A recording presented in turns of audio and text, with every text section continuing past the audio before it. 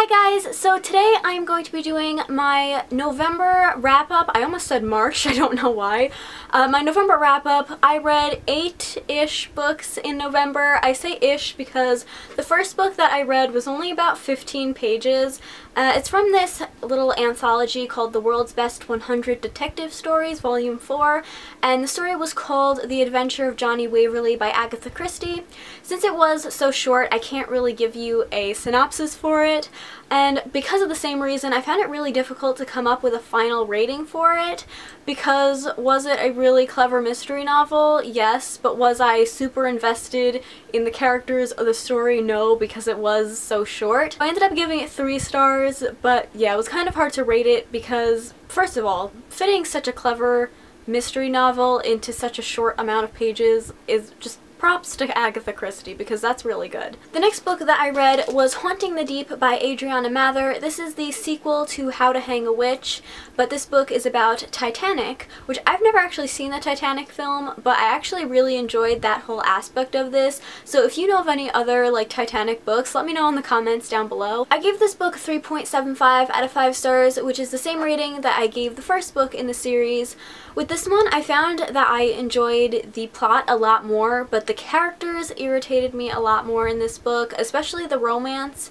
I find with YA that, like, I guess the authors kind of feel like they have to put a romance into these stories, but sometimes if it's not a romance book, like if it's not a cutesy contemporary romance book, I wish that they would put the romance more into the back burner, because I want to focus on the plot of this story, and with this romance, I felt like it was brought up like every other page, and the main character was not handling it very well. Like, she keeps bringing up this problem, but she's not really doing anything to fix it, and I just felt like every time the romance was brought up, it really like pulled me out of the story that I was really enjoying, so that was very annoying.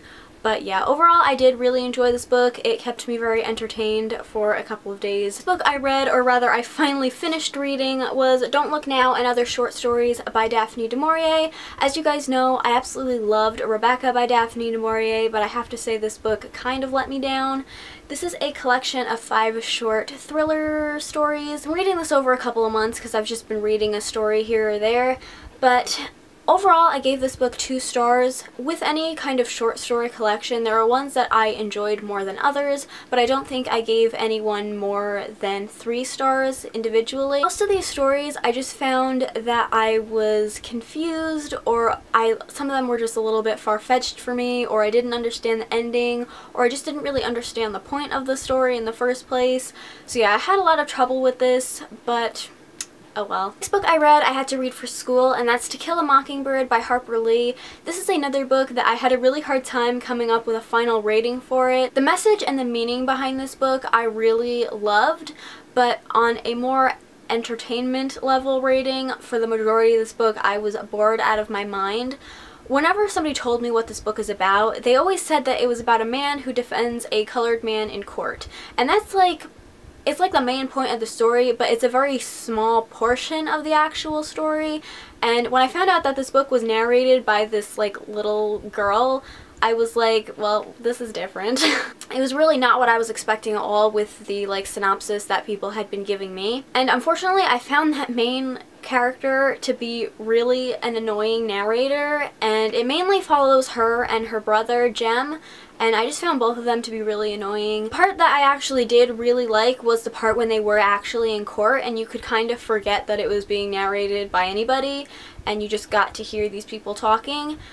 And I really enjoyed that aspect of the story. As I said, the meaning behind it is amazing, and it's really sad that apparently this book is being banned in a lot of schools, which is unfortunate. But yeah, so I wasn't really sure what to give the rating because it's a good book, but it was very boring for me. So I ended up giving it 3 stars.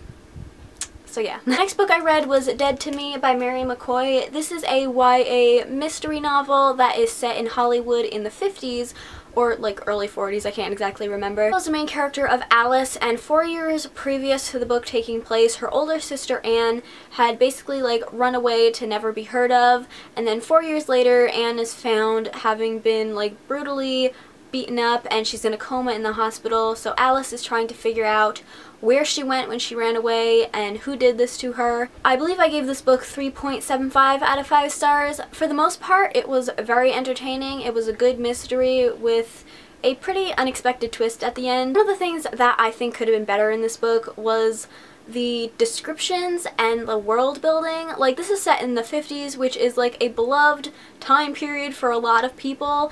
When I first heard about, like, what drew me to this book was the fact that it was set in the 50s. One of my favorite TV shows is I Love Lucy, and that's immediately what I thought of, which obviously this is a mystery and that's a comedy, so they're very different, but I just love that 50s setting, and I feel like with this book I very easily forgot that it was even set in the 50s. Like, I think that wasn't used to its full advantage, and I wish that it would have been. Like, besides the fact that it was set in Hollywood and they kept bringing up how these people, like, a main part of the story is how these people go to Hollywood to try to become these big famous actors and actresses, which is something that happens nowadays anyway, so it just didn't feel like it was set in the 50s for most of this book, and I wish it would have, because that would have made it so much cooler. The next book that I read was The Jewel by Amy Ewing, or Ewing, I don't really know exactly how to say it. This is a YA dystopian / fantasy trilogy. I don't know exactly what you would classify it under, but it has a very dystopian feel to it. I've heard people describe it as a mix between The Selection and The Handmaid's Tale, which I've never read or watched The Handmaid's Tale, so I can't give my input on that one, but for me it definitely felt a lot like The Selection and The Hunger Games, so I personally consider it to be a dystopian series. As you may or may not know, I've been having a lot of trouble recently finding books that I really like, and so I decided to kind of help with that. I would go back to my roots of reading, which has always been dystopian, you know, like The Hunger Games, Divergent, The Selection, stuff like that. So I've wanted to read this series since before I even started BookTube, and I'm so glad that I finally picked it up because, spoiler alert, I really enjoyed the entire trilogy. So in this society, they live on this island, and in the middle there's the Jewel, which is where all the royals live, and then there's, like, it keeps, like, going out in layers, you know, like an onion.